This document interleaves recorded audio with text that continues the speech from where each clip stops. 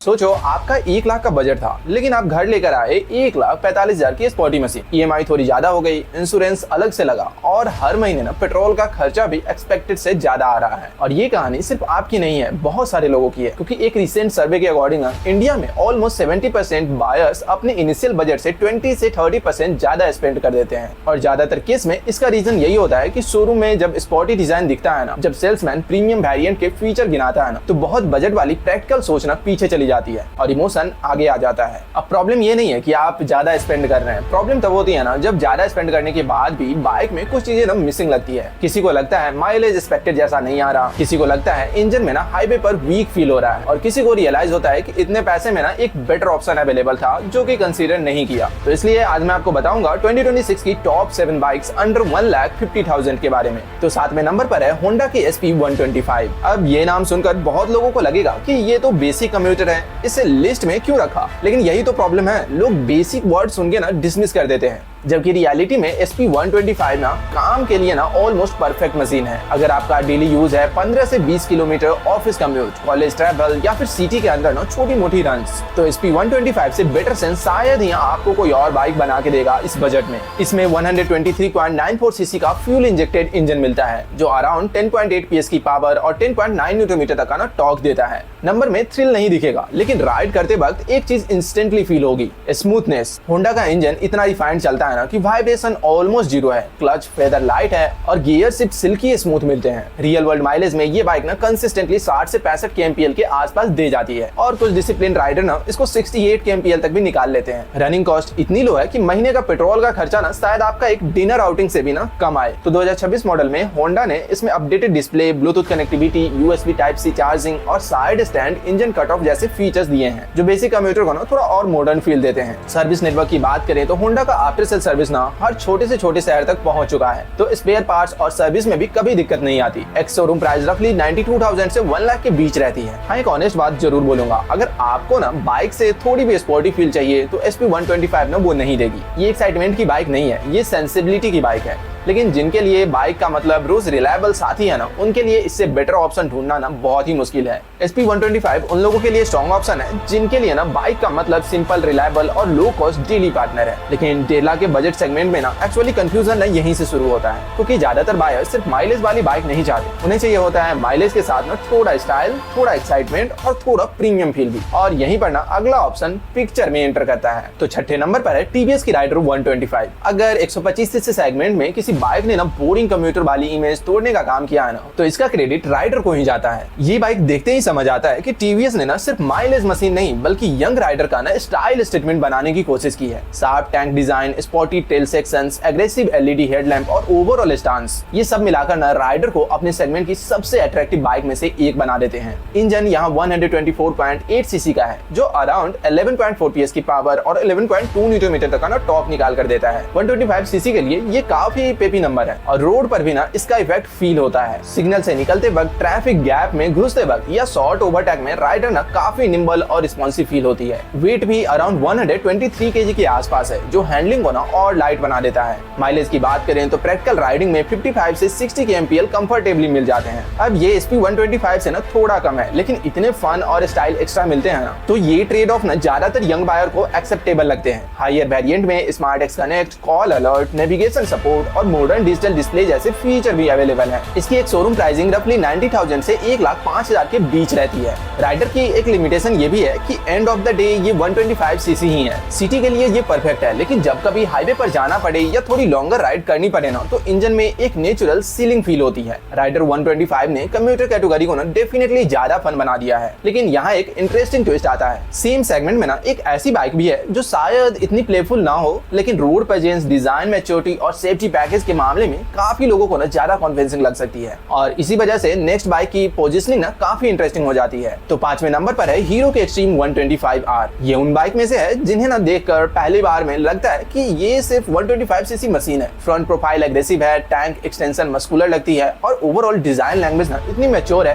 कि ये काफी ज्यादा ना एक्सपेंसिव बाइक का इल्यूजन क्रिएट करती है। हीरो ने ना यहाँ सिर्फ दिखावा नहीं किया है, पैकेज को प्रॉपर्ली प्लान भी किया है। इंजन 124.7 सीसी का है जो अराउंड अराउंड 11.5 PS की पावर और 10.5 न्यूटन मीटर तक का टॉर्क प्रोड्यूस करता है। नंबर्स ना राइडर के क्लोज है, लेकिन एक्सट्रीम 125R का राइडिंग कैरेक्टर ना थोड़ा ज्यादा ग्रो अप और प्लांटेड फील होता है। जहाँ राइडर में फन ज्यादा है, वहाँ एक्सट्रीम 125R में ना मैच्योरिटी ज्यादा है, और यही वो क्वालिटी है जो लॉन्ग टर्म ओनरशिप में ना ज्यादा काम करती है। इस बाइक का सबसे बड़ा यूएसपी एक फीचर है जो 125 सेगमेंट में ना ऑलमोस्ट कोई ऑफर नहीं करता, सिंगल चैनल ABS।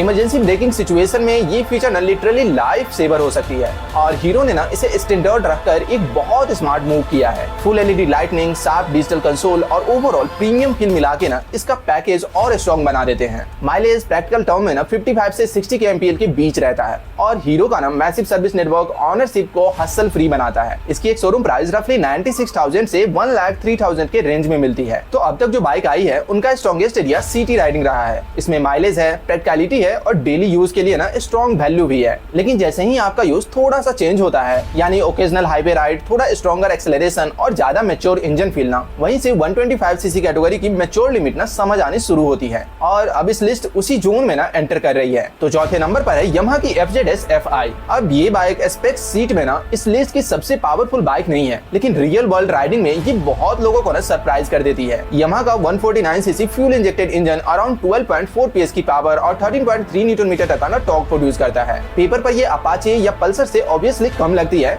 लेकिन FZ का गेम पावर नहीं है, रिफाइनमेंट है, और ये रिफाइनमेंट इतनी स्ट्रॉन्ग है ना कि जिसने भी FZ चलाई है वो जानता है कि ये बाइक थकाती नहीं है। इंजन का रिस्पॉन्स ना सिल्की स्मूथ है, वाइब्रेशन हाईवे स्पीड पर भी निग्लिजिबल है, और अपराइट राइडिंग पोस्चर ना इतना नेचुरल लगता है कि 30 किलोमीटर की डेली कम्यूट हो या फिर 100 किलोमीटर का वीकेंड राइड, फटीग बहुत कम होता है। यामाहा की बिल्ड क्वालिटी और फिट फिनिश ना हमेशा से इंडस्ट्री बेंचमार्क रही है, और FZS में भी paint quality, switch gear feel और ओवरऑल मटेरियल क्वालिटी प्रीमियम लगती है। लेटेस्ट FZS में LED lightning, traction control, single channel ABS और ब्लूटूथ कनेक्टिविटी जैसे फीचर मिलते हैं। माइलेज प्रैक्टिकल यूज में ना 45 से 50 kmpl के आसपास रहता है, जो 150 सीसी स्ट्रीट बाइक के लिए ना डिसेंट फिगर है। एक शोरूम प्राइस रफली 1,22,000 से 1,35,000 के बीच रहती है वेरिएंट के हिसाब से। अब FZS की ऑनेस्ट लिमिटेशन ये है कि अगर आपको बाइक से थ्रिल चाहिए, क्विक एक्सेलरेशन चाहिए या एग्रेसिव स्पोर्टी फील चाहिए ना, तो FZ वो बाइक नहीं है। ये उन लोगों के लिए है जो रोज कंफर्टेबल राइड चाहते हैं और ऑनेस्ट ब्रांड क्वालिटी से ना कंप्रोमाइज नहीं करना चाहते। FZS एक रिफाइंड और कंफर्टेबल पैकेज जरूर है, लेकिन अब रैंकिंग का ना वो फेज स्टार्ट होता है जहां बाइक सिर्फ अच्छी नहीं, जेन्युइनली एक्साइटिंग भी हो जाती है। और टॉप 3 में जो ऑप्शन बचे हैं उनमें से हर एक ना किसी टाइप के राइडर के लिए नंबर 1 चॉइस बन सकती है। बस डिफरेंस इतना है कि किसका फोकस शार्पनेस पे है, किसका फोकस एग्रेशन पर है और किसका ना ओवरऑल बैलेंस पर है। तो तीसरे नंबर पे है हीरो की एक्सट्रीम 160R 4B। इस बाइक को अगर एक वर्ड में डिस्क्राइब करना हो ना तो वही है अंडररेटेड। मार्केट में अपाचे और पल्सर की इतनी ज्यादा हाइप है ना कि लोग 160R 4B को सीरियसली कंसीडर ही नहीं करते, लेकिन जो लोग इसे टेस्ट राइड करते हैं ना उनका ओपिनियन ऑलमोस्ट हमेशा पॉजिटिव होता है। हीरो ने ना यहाँ एक genuinely well rounded 160 CC machine दी है जो पेपर पर भी स्ट्रॉन्ग है और रोड पर भी। 163.2 सीसी का इंजन अराउंड 16.9 PS की पावर और 14.6 न्यूटन मीटर तक का टॉर्क जनरेट करता है। लेकिन इस बाइक की असली तारीफ सिर्फ नंबर में नहीं है बल्कि वेट में है। एक्सट्रीम 160R 4B काफी लाइट वेट है और इसी वजह से ना पावर टू वेट रेशियो काफी फेवरेबल हो जाती है। रिजल्ट ये होता है कि सिटी में ये बहुत क्विक फील होता है, थ्रोटल रिस्पॉन्स इमीडिएट लगता है और ट्रैफिक में ना निकलने पे सरप्राइजिंगली इजी होता है। डिजाइन में कॉम्पैक्ट प्रोपोर्शन के बावजूद भी ना ये बाइक एथलेटिक लगती है। Sharp LED setup, aggressive tank profile और अपर वेरिएंट में ना USD फॉक्स इसका विजुअल अपील स्ट्रॉन्ग करता है। ये बाइक स्टिफ नहीं है डेली राइडिंग के लिए और सॉफ्ट भी इतना नहीं है कि स्प्रिटेड राइडिंग में फ्लोटी लगे। माइलेज प्रैक्टिकल टर्म में 45 से 50 kmpl के बीच एक्सपेक्टेड किया जा सकता है, जो परफॉर्मेंस लेवल के हिसाब से ना जेन्युइनली इंप्रेसिव नंबर है। ब्रेकिंग में डुअल चैनल ABS अवेलेबल है और कनेक्टेड फीचर का ना सपोर्ट भी मिलता है।